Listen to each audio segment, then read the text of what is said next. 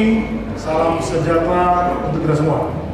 Pertama-tama, kita panjatkan puji syukur kepada Tuhan Yang Maha Kuasa, karena atas izinnya lah kita bisa berkumpul pagi ini dalam keadaan sehat dan penuh sukacita.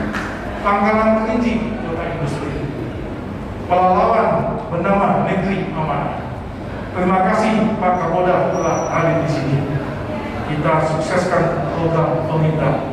Terima kasih kesempatan yang dimiliki juga dari perusahaan beserta karyawan hadir di sini. Ini bukan di Jakarta, ini ada di Pelalawan semuanya.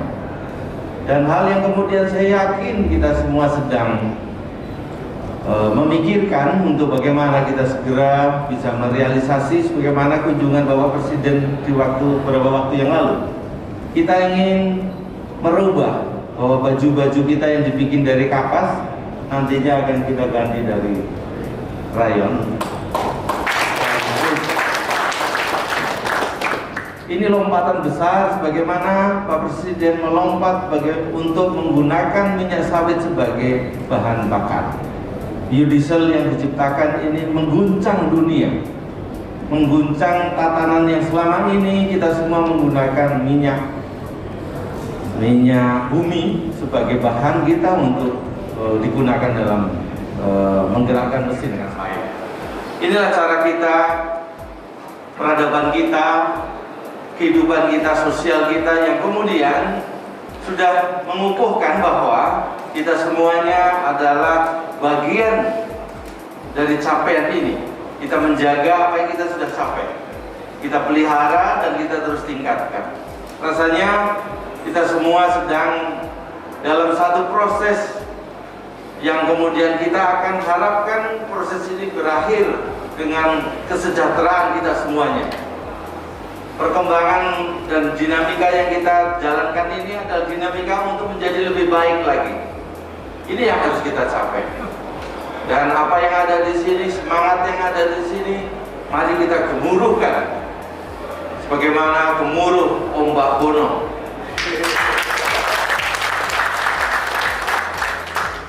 Kemarin saya ke sana sore, Pak. Saya ke Teluk Meranti dan saya berterima kasih pada masyarakat Teluk Meranti, Pak Bupati. Saya datang malam, saya jalan-jalan di sekitar Teluk Meranti, semua memakai masker. Itu artinya kita semua lebih baik daripada di tempat lain yang jauh, yang mungkin Teluk Meranti itu jauh sekali dari sini, Pak. Tentu kita akan bangga dengan kondisi ini. Artinya masyarakat kita memang masyarakat yang siap menghadapi perubahan. Dan tentu kita akan bangun ini. Modal kita sudah baik, peradaban kita sudah mencapai peradaban yang bisa untuk bersaing dengan bangsa lain. Mari kita terus teguhkan ini dan kita jadikan apa yang kita peroleh hari ini kita jaga, kita tingkatkan. Kita paham bahwa dinamika kehidupan kita terus bergejolak. Dulu waktu kita belum memiliki sepeda, kita ingin memiliki sepeda. Alhamdulillah sudah disiapkan ini. Tapi kalau kemudian kita meningkat, kita bisa memiliki mobil, mulailah kemudian bergejolak. Karena mobil banyak mereknya. Gejolak-gejolak pribadi kita agar disesuaikan dengan gejolak capaian kita. Jangan mengelola gejolak emosional kita melebihi dari capaian kita. Maka kata semua agama mengajarkan kita untuk bersyukur. Bersyukurlah hari ini.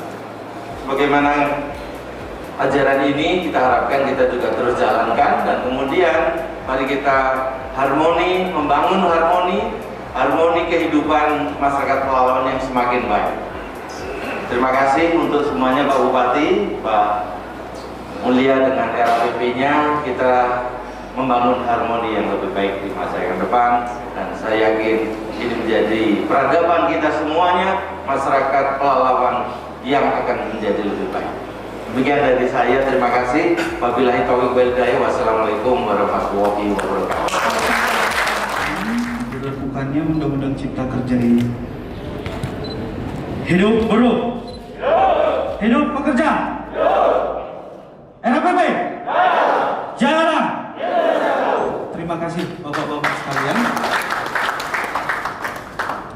Pada kesempatan kali ini, izinkan saya untuk memberikan sedikit testimoni mengenai diberlakukannya Undang-Undang Cipta Kerja. Kita mengingat pada tanggal 5 Oktober yang lalu, DPR RI dengan memberikan atau mengesahkan rancangan Undang-Undang Cipta Kerja ini, begitu banyak reaksi dari masyarakat, terlebih dari kalangan pekerja. Banyak isu-isu yang beredar, bapak-bapak sekalian. Terlebih dengan canggihnya dunia online sekarang, banyak isu-isu yang beredar melalui media massa. Misalnya yang kita ketahui adalah ada yang menyatakan jika Undang-Undang Cipta Kerja ini nanti diimplementasikan, UMK sama UMP tidak ada lagi. Cuti akan dihapus. Kemudian perhitungan upah akan dilakukan jam by jam, akan dilakukan per jamnya.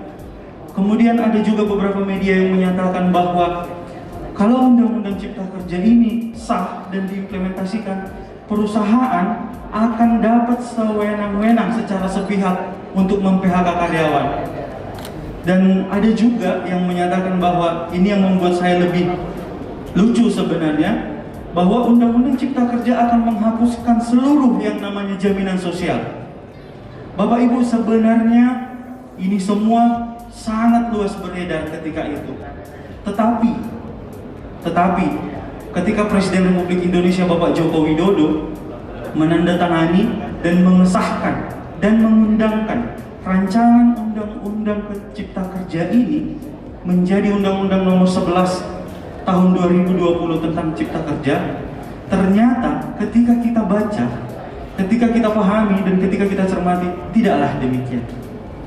Dan juga isu yang menyatakan bahwa penghapusan jaminan sosial melalui Undang-Undang Cipta Kerja, kita tahu sama-sama bahwa bahkan ditambah, bukan dihapus, bahkan ditambah, yaitu dengan jaminan kehilangan pekerjaan.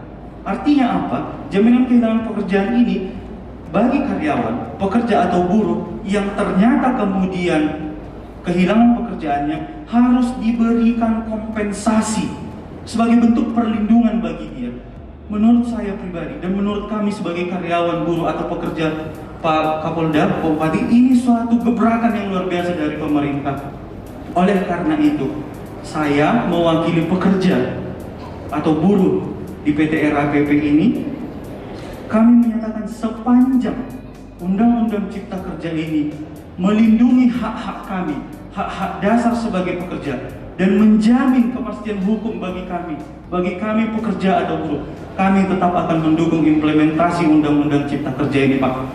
Demikian yang bisa kami sampaikan. Terima kasih buat kesempatannya. Sekali lagi, hidup pekerja, hidup buruh, RAPP, jayalah Indonesiaku.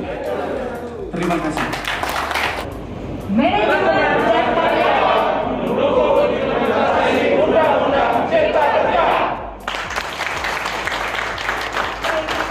Hadirin sekalian, disilakan duduk kembali. Baru memberikan jawabannya. Begitu ya Pak ya? Nanti ada hadiah menarik menanti Anda. Pertanyaan pertama, siapa nama Bapak Kapolda Riau?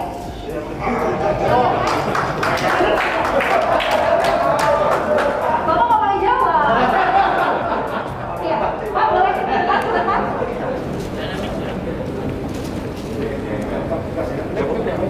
Silakan Pak. Baik, nama Pak Kapolda kita adalah Irjen Pol Agung Imam Setia Effendi, SH, SIK, MSI. Kebalik ya Pak. Kayaknya ada yang kebalik Pak. Berdiri di sini, menghadap ke depan. Baik Kapolri biar saya pegang. Siapa namanya Pak? Nama saya Jibi Bintang dari Departemen Rupiah Rio Paloh. Mohon izin menjawab Pak Kapolda. Nama Kapolda Riau kita Inspektur Jenderal Polisi Agung Setia Imam Effendi, Sarjana Hukum, Sarjana Ilmu Kepolisian dan Magister Sains.